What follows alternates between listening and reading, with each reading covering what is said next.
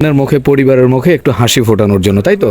ভালো, এই যে একজন চাচাকে দেখতে পাচ্ছি, আপনি একটু লক্ষ্য করুন, দুই বগির মাঝখানে তিনি বসেছেন। আমি জানি না আসলে এটা কি, একটা দুর্ঘটনাও ঘটতে পারে, আল্লাহ তাআলা হেফাজত করুক। জন্য না, মানুষ যায় তাদের সারা একটা বছর তারা ঢাকায় থাকে বা অনেকেই গার্মেন্টস ফ্যাক্টরি অনেক জায়গায় চাকরি করে, বছর শেষে তারা ফ্যামিলি সহ সবাই একসাথে একটা মিলিত হয়ে সবার মন সবার কথা একসাথে হবে, সবাইকে দেখবে, এটার জন্যই মানুষ আসলে যাওয়া। এটা এখানে বড় কিছু না যে কোরবানির খাওয়া দাওয়া বা অথবা অন্য কিছু, এরকম আসলে বড় কোনো জিনিস তাদের কাছে নাই। তাদের মূল উদ্দেশ্য হচ্ছে তারা সবাই একত্রিত হবে, এটাই তাদের মূল উদ্দেশ্য। তার মানে হচ্ছে সন্তান হবে যে মানুষ বাড়ির দিকে যাচ্ছে, এত কষ্ট করে মানুষ বাড়ি যাচ্ছে, কিন্তু কেন? মানে আসসালামু আলাইকুম। স্বপ্ন যাবে বাড়ি আমার, সবার স্বপ্ন কি আসলে বাড়িতে পৌঁছায়? সব শ্রেণীর সব পেশার মানুষ কি আসলেই সুন্দরভাবে পরিচ্ছন্নভাবে বাড়িতে পৌঁছাতে পারে? চলুন এই বিষয়ে আমরা কথা বলবো আজকে মাহিন ভাইয়ের সাথে। আসসালামু আলাইকুম মাহিন ভাই, কেমন আছেন? ওয়ালাইকুম আসসালাম, আলহামদুলিল্লাহ ভালো আছি, আপনি কেমন আছেন? আলহামদুলিল্লাহ ভালো। আপনি ঈদ করবেন কোথায়? আমার আসলে ঈদ তো সবারই ইচ্ছা থাকে তার ফ্যামিলির সাথে ঈদ করার। এখন অনেকেই হয়তো যাইতে পারে, অনেকে যাইতে পারে না বিভিন্ন সমস্যার কারণে। আমার তো ইচ্ছা ছিল যে যাব গ্রামে, এখন আসলে সমস্যার কারণে যাওয়াটা হবে না, মনে হয় এখানেই থাকতে হবে। আচ্ছা, আমি বুঝতে পেরেছি আপনি ঢাকাতে ঈদ করবেন। হ্যাঁ, আমিও এবার আমার আশা আছে ঢাকাতে ঈদ করবো। যাই হোক, এই যে আমরা মানুষগুলো দেখতে পাচ্ছি, এই মানুষগুলো রংপুর, দিনাজপুর এই দিকে রওনা দিচ্ছেন, এয়ারপোর্ট থেকে ভিডিওটি করা। আপনারা দেখতে পাচ্ছেন কত কষ্ট করে মানুষ আসলে বাড়িতে যাচ্ছে। এই যে দেখুন কত কষ্ট করে মানুষ একেবারে উপরে ছাদে, ভিতরে একদমই জায়গা নেই, কত কষ্ট করে বাড়িতে যাচ্ছে। আচ্ছা, এইভাবে যে মানুষ বাড়ির দিকে যাচ্ছে, এত কষ্ট করে মানুষ বাড়ি যাচ্ছে, কিন্তু কেন? মানে ঈদ করার জন্য, ঠিক আছে, কি পায় আসলে? এই বিষয়ে আপনার কিছু বলার আছে? মানুষ আসলে ঈদ করার পরিবারের মুখে একটু হাসি ফোটানোর জন্য, তাই তো? একসাথে চারটা ডাল ভাত খাবে, যাই হোক, মানে একসাথে তাদের সাথে আনন্দটা উপভোগ করা। এটাই। যাই হোক, তারা এত কষ্ট, পরিবারের মুখে একটু হাসি ফোটানোর জন্য, তাই তো?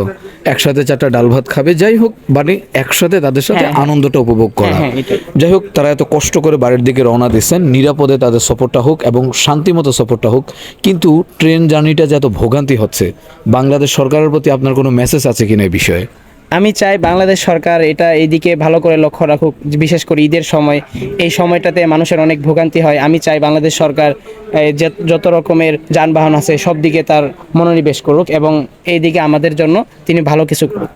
আজকে যেমন বিকেলবেলা আমার এক ছোটো ভাই দিনাজপুর যাবে, ওর টিকিটের যে টাইমটা ছিল, মানে ট্রেনের টাইমটা ছিল 4টা 40-এ, ঠিক আছে, সেই ট্রেন আসছে 7টা 40-এ, অর্থাৎ 4টা 5টা 6টা 7টা।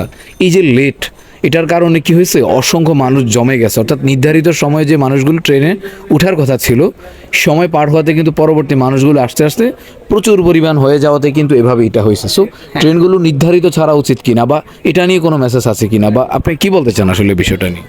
আসলে সব জিনিসই যদি নির্ধারিতভাবে চলে বা তার টাইমে চলে, তখন সেটা কোনো সমস্যা হয় না। কিন্তু টাইমের বাইরে যখন চলে যায় তখনই সমস্যা হয়। যেমন দেখেন এখন এখানে দেখতেছেন অনেক ভিড় হয়েছে, এটা আসলে টাইমের কারণে। কিন্তু তারা যদি টাইম টু টাইম ট্রেনগুলো ছাড়ে তাহলে কিন্তু এরকম ভিড় হতো না।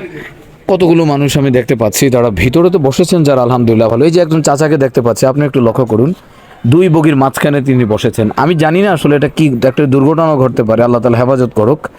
কি বলবো বলেন? এই যে মানুষগুলো দেখেন, উপরে সিরিয়ালে মানুষগুলো বসে আছে, আমরা দেখতে পাচ্ছি। তো এটা তো রিস্ক না? রাতের বেলা জার্নিটা 7টা 40-এ যখন ট্রেনটা রওনা দিবে দিনাজপুরে, সে শেষ রাতের দিকে কিন্তু পৌঁছাবে। রাতে বৃষ্টি আসতে পারে বা ঘুমের ঝাঁকুনি আসতে পারে, যে কোনো একটা দুর্ঘটনা হতে পারে। সো আসলে টাইম লস হয়েছে, ঠিক আছে, বা পরিবারের সাথে ঈদ করতে হবে, আমি বুঝলাম। তাই বলে কি এইভাবে এতটা রিস্ক নেওয়া উচিত কিনা? মানে যারা সাধারণ যাত্রী আছেন তাদের উদ্দেশ্যে আপনার কোনো বার্তা আছে কিনা? না, আসলে এরকম রিস্ক নেওয়াটা ঠিক না। একটু সময় দেরি হোক, এটা কোনো সমস্যা নাই, কিন্তু যেন ভালোভাবে পৌঁছতে পারে, তাদের ফ্যামিলির মুখে যেন হাসিটা ফুটাইতে পারে, কিন্তু তাদের এই হাসি যেন কান্নার রূপে রূপান্তরিত না হয়। আমি এই জন্য যাত্রীদের উদ্দেশ্যে বলবো তারা